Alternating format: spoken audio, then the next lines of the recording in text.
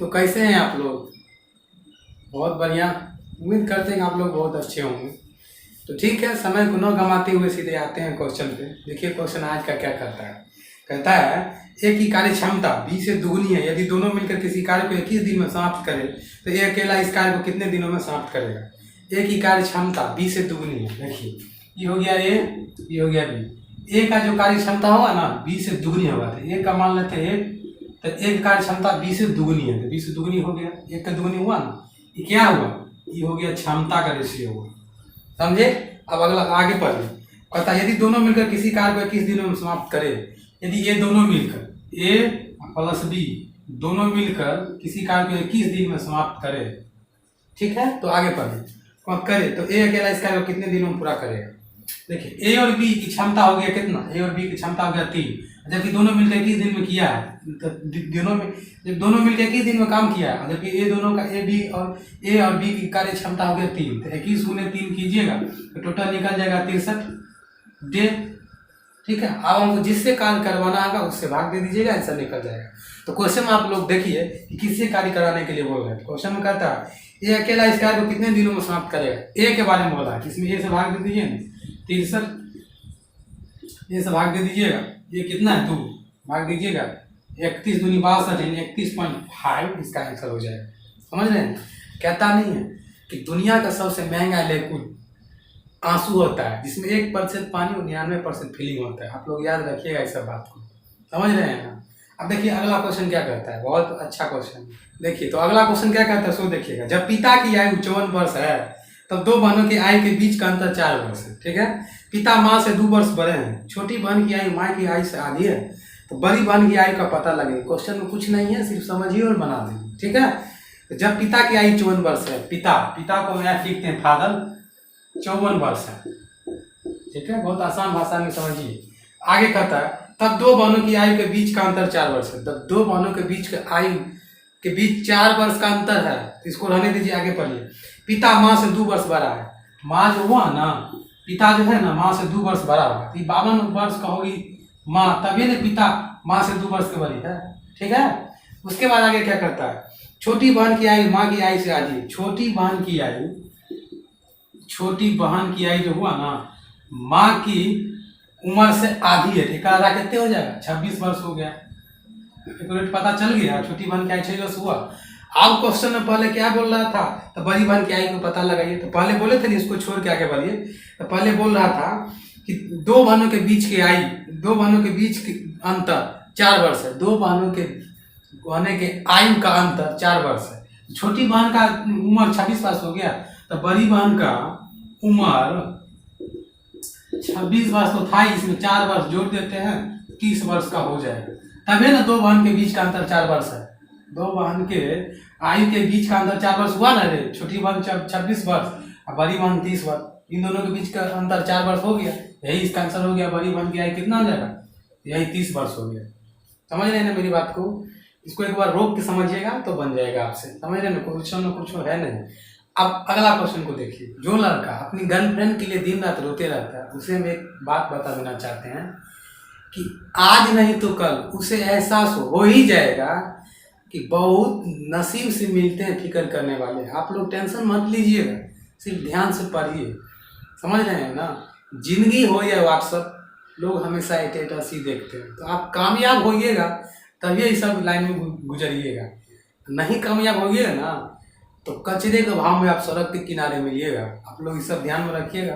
ठीक है, तो अगला क्वेश्चन की ओर बढ़ते हैं। आप देखिए अगला क्वेश्चन क्या करता है। एम एन से 3 गुना अच्छा कारीगर है और एक साथ मिलकर वो 30 दिनों में किसी काम का 1 भाग पूरा करते हैं, तो एम अकेला कितने दिनों में उस काम को पूरा करेगा। एम एन से 3 गुना अच्छा कारीगर है। ये देखिए एम हो गया, ये हो गया एन। एम जो है ना एन से अच्छा 3 गुना कारीगर है, तो एन हो जाएगा 1, ये हो जाएगा 3, तब ना एम जो है ना एन से 3 गुना अच्छा कारीगर है। समझ रहे हैं ना? उसके बाद क्या कहता है, और एक साथ मिलकर वो 30 दिनों में पूरा करता है। कौन एक साथ मिलकर? ये दोनों एक साथ मिलेगा तो हो जाएगा 4, और दोनों एक साथ मिलकर 30 दिनों में इस कार्य को पूरा करता है। एम और प्लस एन, बात को समझिए, हो जाएगा क्षमता का रेशियो। समझ रहे हैं? समझने में कहीं अगर दिक्कत हो तो तुरंत बोलिएगा। ठीक है, अब आगे पढ़िए। तो कहता है एम अकेला कितने दिनों में इस काम को पूरा कर लेगा। तो एम अकेला कितने दिनों में पूरा करेगा, इसमें एम से भाग दे दीजिए, निकल जाएगा आंसर। 10 या 30 40 दिन में कर देगा मेरे भाई। क्वेश्चन में कुछ भी नहीं है, समझ रहे हैं मेरी बात को। देखिए, हद से ज़्यादा प्यार तभी करो जब सामने वाला व्यक्ति तुम्हारे प्यार के काबिल हो, वरना बेवफा लोगों पर प्यार लुटाने से इंसान बर्बादी हो जाता है, कभी सक्सेस नहीं होता है। इस बात को ध्यान रखिएगा आपने, ठीक है। अगला क्वेश्चन को देखिए। तो देखिए आगे क्वेश्चन क्या करता है। कुछ बढ़ियों ने एक काम को 9 दिनों में कर देने का वचन दिया, परंतु उनमें से 5 अनुपस्थित थे और शेष आदमियों ने काम 12 दिन में पूरा कर दिया। तो बढ़ियों की मूल संख्या क्या थी। कुछ को हम पहले नंबर x मान लेते हैं, क्वेश्चन में नहीं दिया हुआ है इसीलिए x मान लिया। इसको क्या माने हैं, तो कुछ मान लिए, बस ध्यान में रखिएगा। अब क्वेश्चन आपको बगल में दिखेगा बोर्ड के साइड में, ठीक है, घबराइएगा नहीं। कुछ बढ़ियों ने एक काम को 9 दिनों में कर दिया, तो कुछ को हम x मान लेते हैं, इसको 9 दिन में कर दिया, लिख दिए। उसके बाद क्या कहता है, परंतु उनमें से 5 अनुपस्थित था। किन में से, तो कुछ में से 5 को अनुपस्थित था, तो x - 5 लिख सकते हैं। अनुपस्थित था यानी नहीं था, उसको माइनस से डिनोट कर दिए, ठीक है। उसके बाद क्या कहता है, और शेष आदमियों ने काम को 12 दिन में पूरा कर दिया। शेष आदमियों ने इस काम को 12 दिन में पूरा कर दिया, ठीक है। आगे क्वेश्चन क्या कहता है, तो बताए बढ़ियों की मूल संख्या क्या थी। कुछ है का क्वेश्चन, देखिए हो जाएगा 9x बराबर हो जाएगा 12x माइनस 12 × 5 = 60। अब देखिए 12x में से 9x घटेगा तो 3x बचेगा, बराबर इधर 60 काट दीजिएगा, x बराबर कितने हो जाएगा 20 × 60। मूल संख्या क्या थी, तो यही 20 थी और कुछ नहीं था। समझ लेने मेरी बात को, तो समझे। तो अगला क्वेश्चन को आप लोग देखिए। तो क्वेश्चन क्या कहता है सो समझिएगा। क्वेश्चन कहता है कुछ व्यक्ति एक कार्य को 40 दिनों में पूरा कर सकते हैं। यदि 45 व्यक्ति और होते तो वह कार्य 25 दिनों में पूरा हो सकता था। उस कार्य पर आरंभ में लगाए गए व्यक्तियों की संख्या ज्ञात करें। पहले ये बोले थे कुछ आदमी को हम x मान लेते हैं, क्यों, क्योंकि क्वेश्चन में दिया हुआ नहीं है। कुछ को हम x मान लिए, तो एक व्यक्ति किसी कार्य को 40 दिनों में पूरा किया। कुछ व्यक्ति है ना, 40 हो गया, एक व्यक्ति किसी कार्य को 40 दिनों में किया, हो गया x × 40। उसके बाद कहता है यदि 45 व्यक्ति 40 दिनों में पूरा कर सकते हैं, यदि 45 व्यक्ति और होते तो वह 25 दिनों में पूरा हो सकता था। यदि 45 व्यक्ति और होता, कुछ था पहले, अब बोला 45 व्यक्ति और होता, और अगर होता पहले था 40 को, अब 45 और होता कि हो जाएगा प्लस, और होता तो किसी काम को यह 25 दिन में कर देता। समझ रहे हैं मेरी बात को। तब कहता है तो उस कार्य पर आराम में लगाए गए व्यक्तियों की संख्या कितना था। आराम यानी पहले जो लगाया गया था व्यक्ति था उसका संख्या क्या था, वो निकालने के लिए बोल रहा है। देखिए हो जाएगा 40x बराबर 40 का इतना मल्टीप्लाई कीजिए, इसको ऐसा ही रखिए।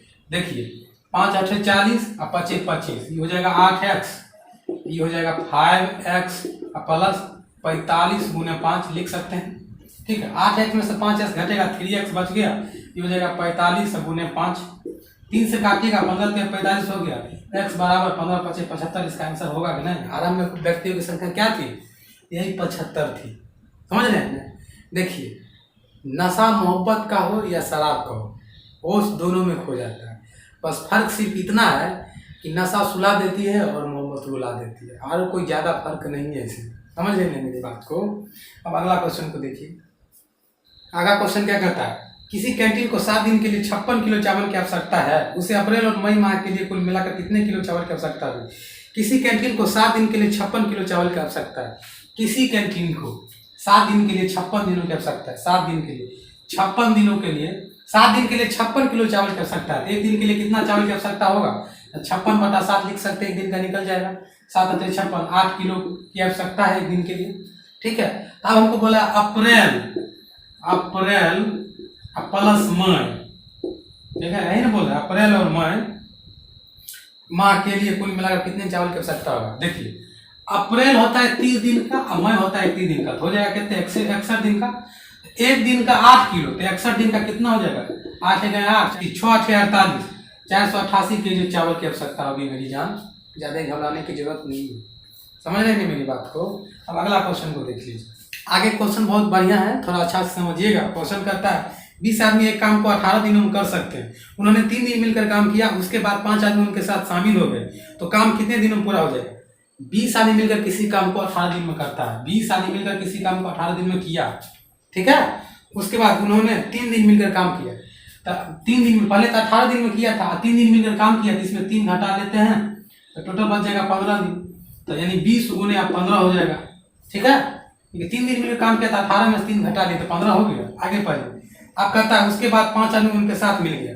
पहले था 20 आदमी अब 5 का उनके साथ मिल गया तो हो गया 25 हुआ, 25 से भाग दीजिए। उसके बाद क्वेश्चन क्या कहता है, तो काम कितने दिन में पूरा होगा, कोई बात नहीं है। देखिए 25 25 और 5 चौक 20 और 5 तिया 15, 12 दिन में काम समाप्त हो जाएगा मेरी जान।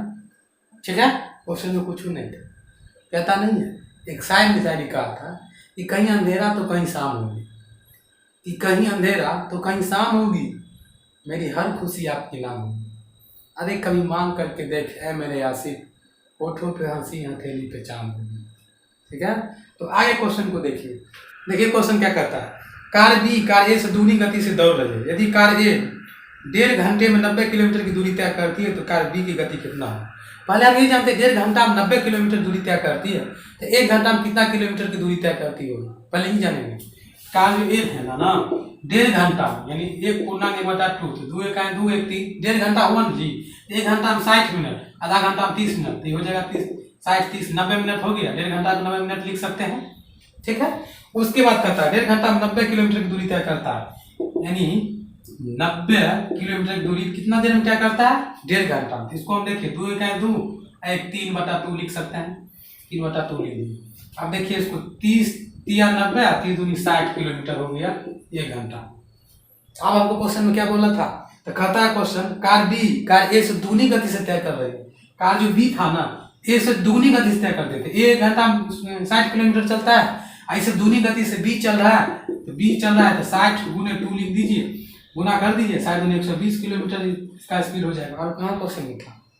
ठीक है, तो आपको ये क्लास कैसा लगा मुझे कमेंट करके जरूर बताइएगा, समझ रहे ना। और एसएससी जीडी के लिए रामबाण है, अगर पढ़िएगा तो आपका रिजल्ट 100% होगा, इसका हम गारंटी देते हैं। और नहीं पढ़िएगा तो फिर कोई बातें नहीं। ठीक है, तो इस वीडियो को यहीं तक रहने देते हैं, मिलते हैं नेक्स्ट वीडियो में। तब तक के लिए थैंक यू। अगर आप लोग को ये वीडियो अच्छा लगे तो लाइक कमेंट और शेयर करना नहीं भूलिएगा मेरे भाई। आप लोगों से मुझे उम्मीद है, इसीलिए आपको हम बता रहे हैं। ठीक।